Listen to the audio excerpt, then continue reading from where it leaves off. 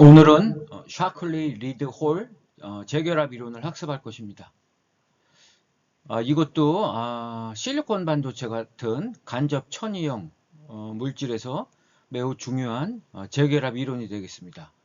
수학적으로 좀 유도 과정도 번거로운데요. 한번 잘 따라와 보시고 이 개념을 잘 이해를 했으면 좋겠습니다. SRH 재결합 이론이라고 좀 부르고 있는데요. 뭐 이론이라기 부르기는 조금 약간 그런 면이 있지만 어쨌든 보통 교재에서 그렇게 다룹니다. SRH 재결합 이론. 자, 샤클리하고 리드하고 홀이라는 분 세 분이서 이 이론을 만들었는데요. 이 샤클리는 여러분들이 잘 아는 1947년 세계 최초로 반도체를 발견한 분이 되겠습니다. 그래서 이 사람이 이 이론을 만들어야 될 필요성을 이제 느꼈고요. 그래서 1950년대 초에 리드하고 홀이라는 분이 이제 이걸 수학적인 모델로 완성을 합니다.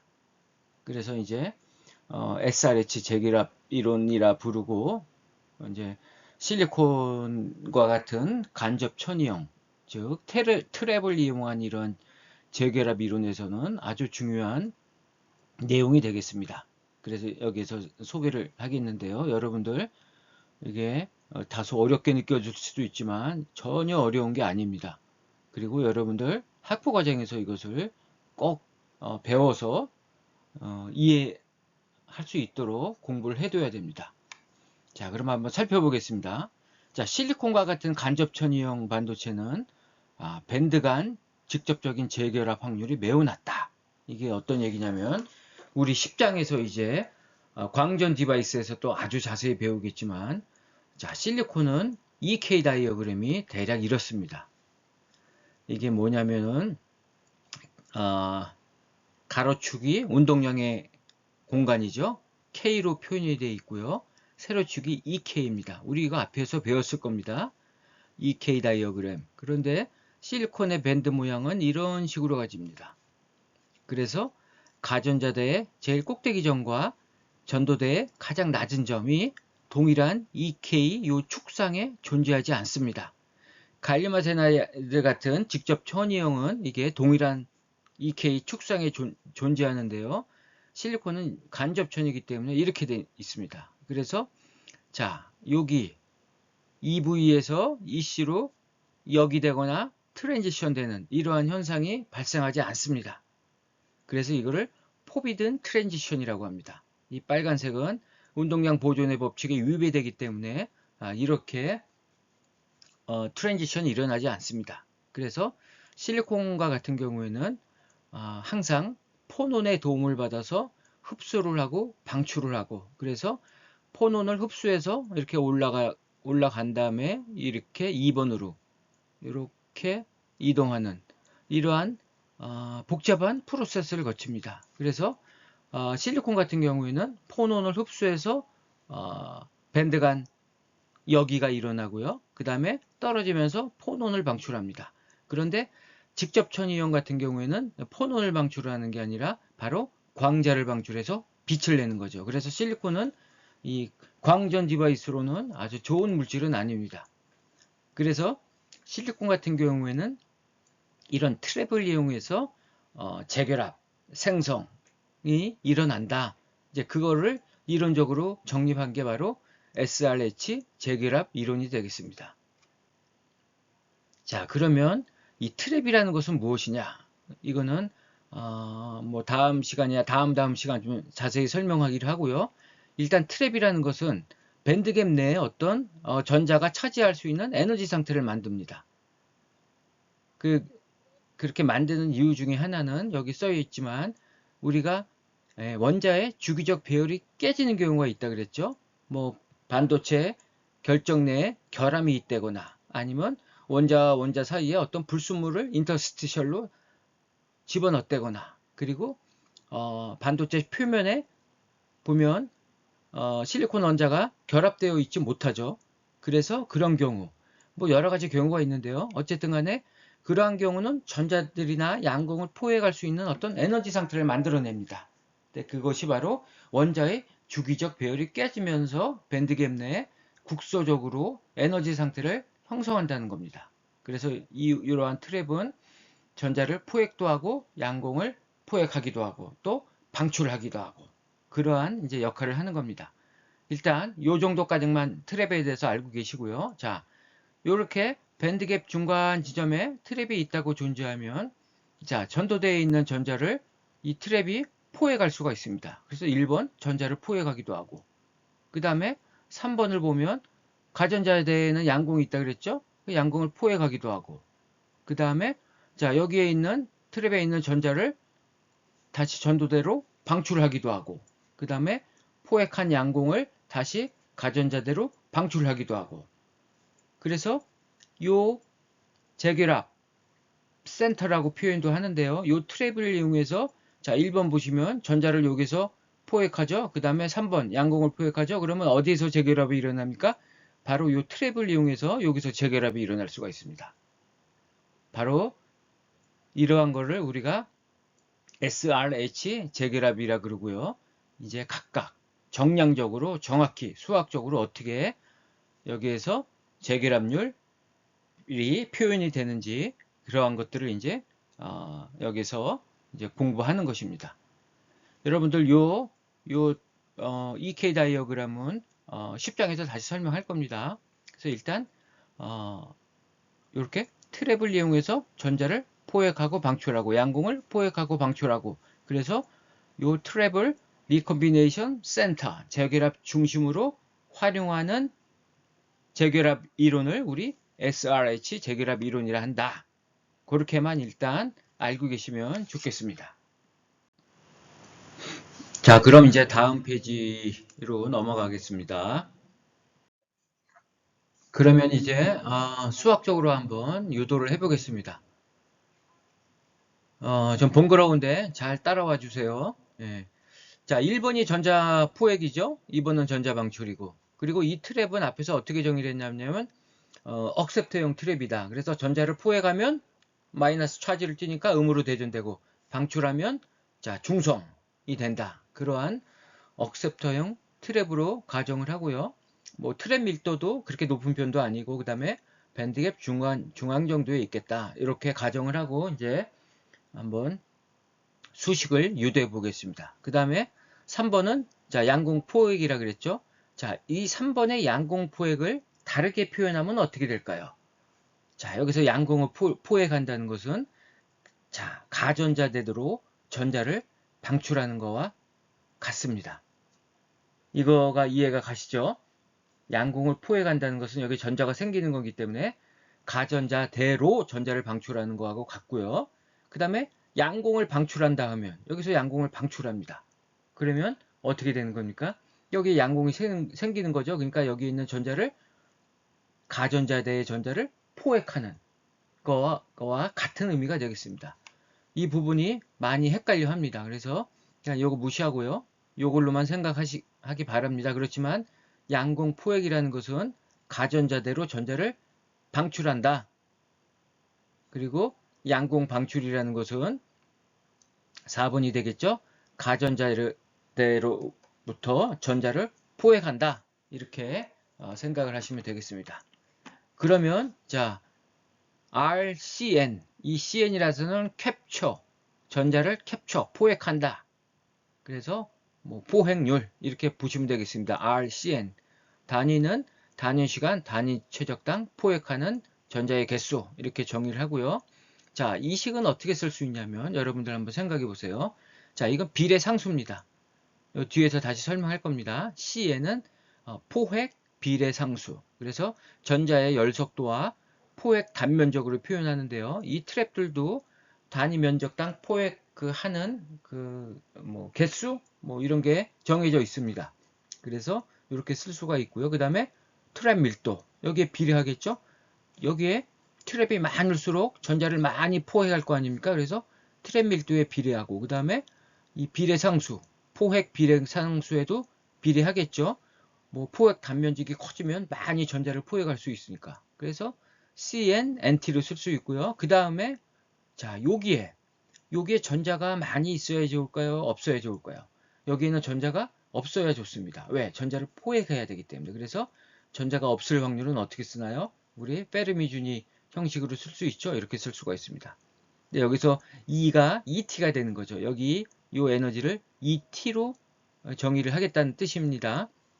그리고 전도대에는 전자가 많아야 되겠죠. 그래야지 전자를 포획할 수 있는 거니까.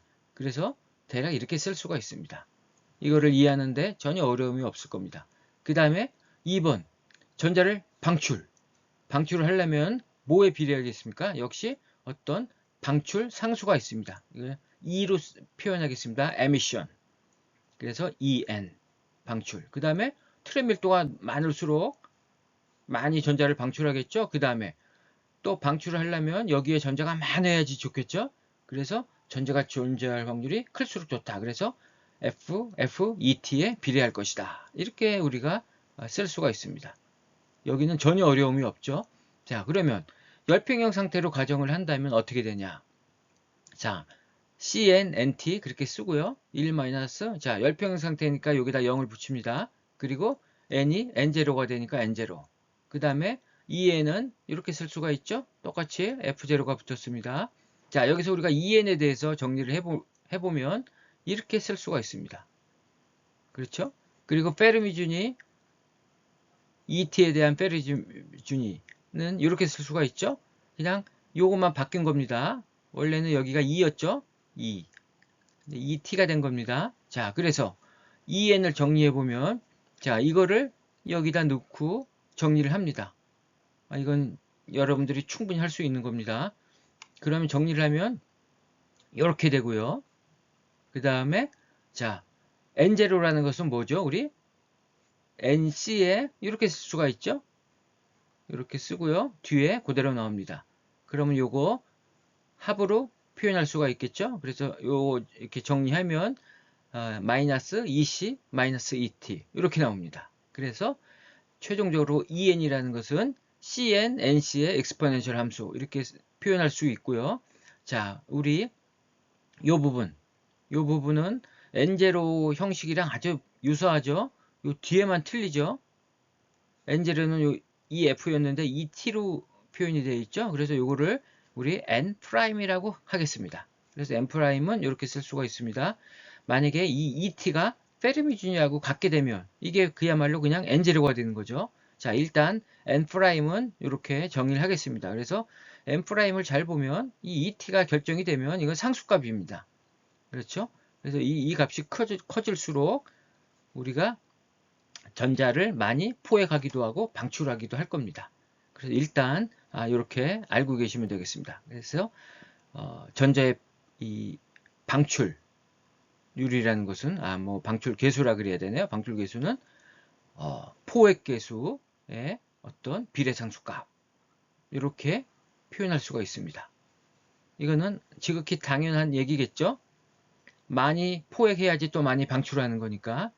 근데 거기에 이제 비례상수가 붙는 겁니다. 뭐 100%다 이제 뱉어낼 거냐, 아니면 뭐 50%만 뱉어낼 거냐, 뭐 다 뱉어내는 게 좋겠죠. 자, 그래서 이 전자의 이제 방출률은 이렇게 쓸 수가 있습니다. 그죠? 여기 이렇게 쓸 수가 있죠. 요거를 이렇게 다시 전자의 포획 상수를 대입해서 요 EN을 바꾼 겁니다. EN이 CN,N'이니까 이렇게 쓸 수가 있을 겁니다. 자, 여기까지는 아무 이상이 없습니다. 그럼 이제 다음 페이지를 한번 보겠습니다. 이제 비평형 상태를 한번 고려해 보겠습니다. 비평형 상태에서는 이제 과잉전자가 존재하죠. 그래서 비평형 상태에서의 전자의 알짜 저결합률은 포획률과 방출률의 차이로 표현할 수 있을 겁니다. 당연하겠죠. 그래서 알짜 저결합률이라는 것은 포획한 데서 방출한 걸 빼야 되겠습니다. 그래서 이렇게 쓸 수가 있죠. 앞에 식 그대로 이용한 겁니다. CNNT를 묶으면 이렇게 됩니다. 그래서 비평형 상태에서 알짜 저결합률이라는 것은 이렇게 쓸 수 있고요. 그 다음에 N이라는 것은 열평형 상태의 전자와 과잉 전자, 그래서 N0 플러스 델타 N 이렇게 쓸 수 있고요. M'은 앞에서 표현한 그대로 이렇게 쓸 수가 있을 겁니다. 그래서 일단 요 1-1로 표현을 하겠습니다. 요거를 잘 기억해 둬야 되겠습니다. 자, 그 다음에는 이제 양공이 되겠습니다. 양공의 포획, 방출 똑같이 앞에처럼 하면 됩니다. 그래서 간단히 살펴보면, 자, 양공의 이 포획률이라는 것은, 자, 어떻게 되겠습니까? 자, 포획 단면적, 그렇죠? 뭐 포획 비례상수에 당연히 비례해야겠고요. 그 다음에 여기에 트램 밀도가 높을수록 많이 양공을 포획할 수 있겠죠. 그 다음에 이건 뭡니까? 전자가 존재할 확률이죠. 자, 여기에 전자가 많이 있어야지 양공을 많이 포획할 수가 있습니다. 그리고 가전자에 대해 양공이 또 많아야지 포획을 많이 할 수 있을 겁니다. 그렇죠? 기본적으로 개념이 같습니다. 전자하고. 그 다음에 양공의 방출률이라는 것은 이렇게 표현할 수가 있겠죠? 방출계수, 그 다음에 역시 트램 밀도, 그 다음에 여기는 뭡니까? 양공이 많아야 되겠죠? 여기에 양공이 많다는 얘기는 전자가 비어 있을 확률이 높다는 겁니다. 그래서 이렇게 1-로 표현할 수가 있을 겁니다. 그래서 동일하게 열평형 상태에서는 포획률과 방출률이 같으니까 이렇게 쓸 수 있고요. 그 다음에 여기 제로자, 제로 붙였습니다. 그래서 여기서 EP에 대해서 구해보면 이렇게 되죠. 그래서 동일하게 정리하면 EP는 똑같이 CP, P' 이렇게 쓸 수가 있고요. P'이라는 것은 우리 전자 N' 표현하듯이 똑같습니다. 요게 원래 EF죠. 원래는 그것만 바뀐 겁니다. ET로. 그래서 양공도 동일한 형태로 표현할 수 있다. 자, 어려움이 전혀 없죠. 자, 그러면 다음 페이지 또 보겠습니다. 그래서 똑같이 비평형 상태를 고려해 보면 이제 첨자 제로 다 띄고요. 이제 P0도 P로 되겠죠. 그래서 R자 양공의 제결합률은 포획률에서 방출률을 빼야 됩니다. 이렇게 빼면 되겠죠. 그래서 CP, NT로 묶어버리면 이렇게 됩니다. 그래서 자, 양공의 R자 제결합률은 이렇게 표현되고요. 그 다음에 P는 P0 플러스 델타 P, 그 다음에 P'은 이렇게. 그래서 요거를 2-1 식이라 하겠습니다. 자, 여기서 이제 어떤 또 가정을 하냐면, 자, 트램 밀도가 아주 낮다고 가정을 하고, 이제 그렇게 트램 밀도가 낮다고 가정을 하면, 전하중성의 법칙을 만족시키고 전자와 제결합률은 동일해집니다.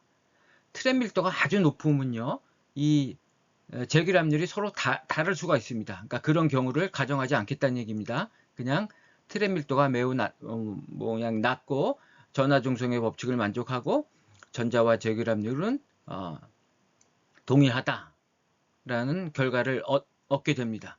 그래서 자, Rn 이꼴 Rp가 되겠죠? 전자와 양공의 제결합률은 동일해지는 거니까. 그래서 자, 요렇게 쓸 수가 있습니다. 바로 요게 1-1식이고 요게 2-1식이죠. 자, 그럼 이거를 다시 정리하면 자, NT 이렇게 없어지죠. 그리고 이 페르미 준위가 있는 요 FF 항하고 FF가 붙어있지 않는 항 분리해서 나눕니다. 그럼 이렇게 쓸 수가 있습니다. 그래서 FF를 구해보면 이렇게 됩니다. 이거는 뭐 수학적으로 어려운 거 하나도 없습니다. 그냥 번거로울 따름입니다. 여러분들 이런 거 잘 한번 이렇게 따라와 보세요. 별로 어려움이 없습니다. 자, 그러면 자, 1-1식에다가 이 값을 이제 대입합니다. 대입하면 1-1식이 이렇게 되겠죠? 그럼 요 FF에다가 요걸 대입합니다. 되게 복잡해지겠죠? 그래서 정리를 해보면 자, 요렇게 되고요. 자, 여기다 요걸 대입해서 정리하면 이렇게 됩니다. 뭐 이거는 뭐 중학교 정도의 수학이면 다 할 수 있는 거니까 뭐 자세하게 설명은 안 하겠습니다. 자, 그래서 이렇게 되고요. 자, N' P'의 곱을 한번 구해 보겠습니다. N' P'이라는 것은 자, P'이 이거죠. N'은 여기 NC가 되는 거죠. 그래서 곱해 보면 이렇게 되죠. 그죠? 그래서 여기 ET 없어집니다. 결국 이게 뭡니까? 이 분자가 밴드갭이 되는 거죠. 결국 이것이 뭐라 그랬죠? ni 제곱이 되는 겁니다. 뭐 여기까지도 전혀 문제가 없죠. 그래서 이거를 어떻게 다시 쓸 수 있냐면 다음과 같이 쓸 수가 있습니다. 즉, 이 np라는 것은 이 n' p'이라는 것은 ni 제곱이 된다는 겁니다. 그래서 이거를 다시 쓰면 다음과 같습니다. 그래서 이렇게 표현이 가능하겠죠. 그래서 np-ni 제곱이 되고요. 우리 분자 분모를 cn, cp, nt로 다 나눠버리면 이렇게 되겠죠. 그리고 분모는 이렇게 표현할 수 있고 전자의 재결합률은 재결합 시간분의 과잉 전자의 농도 이렇게 쓸 수가 있습니다. 자, 이 식이 바로 재결합을 통한 트랩을 통한 SRH 재결합이 공식이 되겠습니다. 그래서 이 식이라는 것은 트랩을 재결합의 중심으로 활용하는 과잉 전자, 과잉 양공의 트랩 어시스티드 리컴비네이션이다. 이렇게 이야기할 수 있습니다. 그래서 실리콘과 같은 간접 천위에서 밴드갭 내에 존재하는 트랩을 이용한 재결합이 일어날 경우에는 재결합률은 이러한 형태로 표현할 수가 있다. 이렇게 이해를 하면 되겠습니다. 그러면 이제 열평형 상태를 한번 고려해 보겠습니다. 열평형 상태에서는 np와 ni 제곱이 같습니다. 그래서 0이 되니까 재결합률, 전자의 재결합률이 제로가 됩니다. 이 말의 의미는 어떤 의미가 되겠습니까?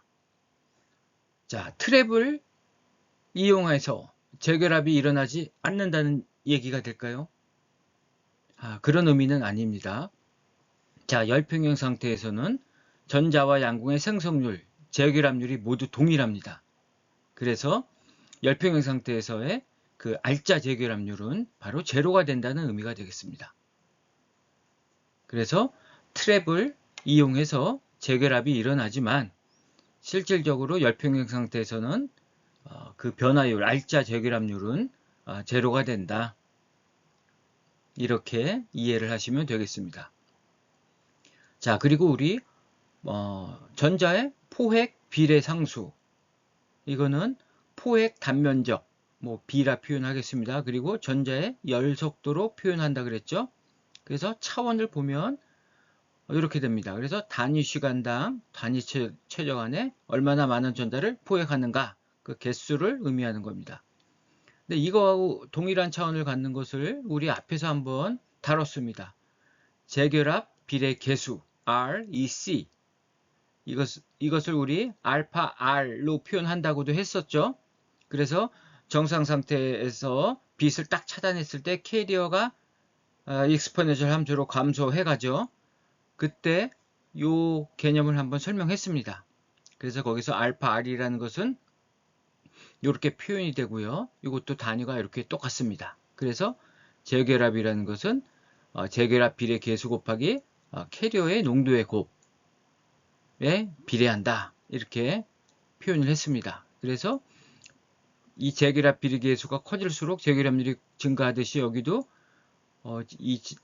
포획 비례 상수가 증가할수록 재결합은 증가하게 되는 겁니다. 그래서 같은 차원이고 비슷한 개념이라는 의미에서 여기서 이렇게 다시 한번 상기를 한 거고요. 자, 우리 그러면 이제 비평형 상태의 로레벨 인젝션, 그 다음에 N타입 반도체를 한번 가정했을 때 이 식이 어떻게 변하는가 한번 살펴보겠습니다. 자, N타입 반도체이고 로레벨 인젝션이니까 자, 이러한 식이 만족할 겁니다. 이 N'이라는 것은 우리 트랩이 대략 가운데 있다고 처음에 가정을 했었죠. 트랩 밀도가 낮아서 가운데 존재한다. 그래서 로레벨 인젝션인 경우에는 N0가 N'보다도 월등히 큽니다. 다 큽니다. N0가. 그래서 이런 P0항, 그 다음에 델타 프라임, N 프라임, P 프라임 이런 항 전부 다 제거할 수가 있습니다. 먼저 분자를 한번 살펴보겠습니다. 분자는 N은 N0 플러스 델타 N이니까 이렇게 되겠죠? 그래서 N0, P0 곱은 요거하고 없어집니다. 그 다음에 자, N0 델타 P, 그 다음에 P0 델타 N 이거 없앨 수 있죠. P0 워낙 작습니다. 그 다음에 델타 N 델타 P 곱해봤자 제곱해봤자 이 N0의 델타 P 델타 P라는 것은 델타 N이 되겠죠. 같은 겁니다. 에 비해서 월등히 작습니다. 그래서 이거는 그냥 N0 델타 N으로 쓸 수 있고요. 뒤에 Ni 제곱. 그 다음에 분모를 보면 이쪽 다 제거할 수 있습니다. 왜? 이거보다 워낙 작기 때문에. 그리고 N0가 또 델타 N이나 N'보다도 월등히 크죠? 이것도 없애고 이것만 남습니다. 그래서 CP NT분의 N0. 그래서 분자 분모를 N0로 나눠줍니다. 그럼 여기 델타 N이 되고요. 자, N0분의 Ni 제곱은 뭡니까? 농도곱의 일정 규칙에 의해서 바로 P0가 되겠죠? 그래서 P0. 그 다음에 여기는 N0 없어지니까 이렇게 되고요. 자, 분자를 다시 한번 쓰면, 자, 델타 N은 P0보다 월등히 크죠? 로우 레벨 인젝션이기 때문에. 그래서 이건 다시 그냥 델타 N이 되고요. 그 다음에 분모 그대로 나와서 요거 정리하면 델타 N, CP, NT 이렇게 되고요. 그 다음에 전자의 재결합률이라는 것은 N타입 반도체에서 양공의 수명에 반비례하죠. 그래서 타우 P분의 델타 N 이렇게 쓸 수가 있습니다. 그래서 전자의 재결합률을 가만히 보면 여기 빨간색 글씨 요걸 보십시오. 뭐 이 과잉 캐리 전자의 과잉 캐리어 농도에 당연히 비례하겠죠. 그 다음에 트랩 밀도가 많으면 트랩을 사용해서 재결합을 하는 거니까 당연히 재결합률 증가할 겁니다. 그런데 여기 보시면 소수 캐리어의 함수로 표현이 되죠. 바로 양공의 포획 비율, 포획률에 비례한다. 즉 포획 단면적에 비례한다. 바로 소수 캐리어의 중요성이 여기서 또 나옵니다. 결국 다수 캐리어는 전자의 재결합률은 소수 캐리어 양공의 포획률에 비례한다. 그래서 요 식과 요 식에서 보면 타우 P라는 것은 결국 CP NT분의 1이 되는 겁니다. 그리고 타우 N이라는 것은 또 이렇게 쓸 수가 있죠. 그래서 트랩 밀도가 많을수록 빨리빨리 트랩하고 재결합하기 때문에 다 어떻게 됩니까? 재결합률이 증가하는 겁니다. 그리고 N타입 반도체에서 그 재결합률은 결국 소수 캐리어 수명이 결정하고 소수 캐리어의 포획률에 비례한다. 결국 소수 캐리어가 다 결정한다는 뜻이 되겠습니다. 이것이 우리가 일관되게 앞에서 설명했던 소수 캐리어 중요성, 소수 캐리어가 결정한다. 우리 공급자 수요자 법칙에서도 설명했고 다 설명했던 내용이죠. 그래서 소수 캐리어가 다 결정한다. 우리 앰비폴라에서도 소수 캐리어가 결정한다 그랬죠. 자, 이것이 이제 우리 5장에서 배울 PN 접합. PN 접합에서 왜 소수 캐리어가 이렇게 중요한가 다시 한번 또 이제 이해를 하게 될 겁니다. 자, 그런데 여기서 우리 한번 이런 걸 생각해 보겠습니다. 이렇게 재결합이 빨리빨리 되면 항상 좋을까요? 뭐 광 스위칭 관점에서는 되게 좋아요. 그죠? 빛을 쬐딱 차단시켰다 쪼였다 차단시켰다 할 때 빨리빨리 온오프가 되면 이건 광 스위칭이 아주 좋아지겠죠? 그런 경우에는 이렇게 의도적으로 어떤 불순물을 도핑해서 트랩을 만들어서 광 스위칭이 빨리 되도록 할 수도 있습니다. 실제 그렇게 하고 있고요.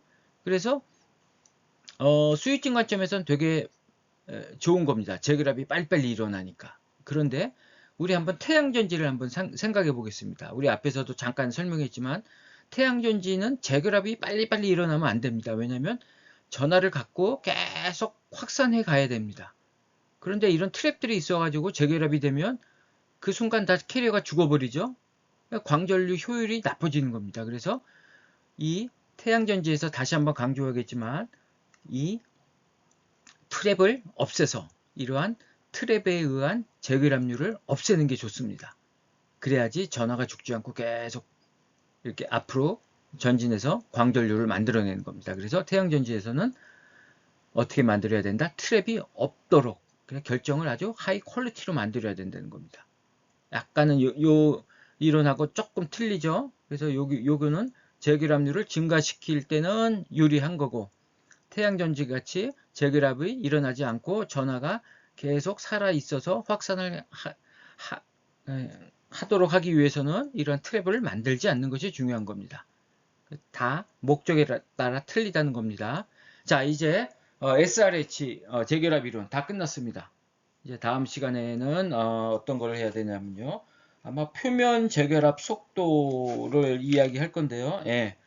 표면에서는 이제 모든 법칙이 이렇게 적용되지 않습니다. 표면에는 앞에서 말한 트랩이 굉장히 많습니다. 그래서 표면에서의 그 재결합 속도 관련해서 한번 논의를 할 거고요. 이제 그렇게 되면 이제 4장을 다 마치게 됩니다. 그러면 이제 반도체 물성은 다 끝나는 겁니다. 그리고 5장부터는 이제 소자의 기초가 되는 PN 접합, 그다음 6장에서는 PN 접합 다이오드, 그 다음에 쇼트키 다이오드, 모스 커피시터, 모스펫, 그 다음에 광전 디바이스, 이런 순으로 이제 진도가 나갈 겁니다. 자, 그러면 이거 꼭 이해를 해야 됩니다. 그래서 반복 학습하시고요.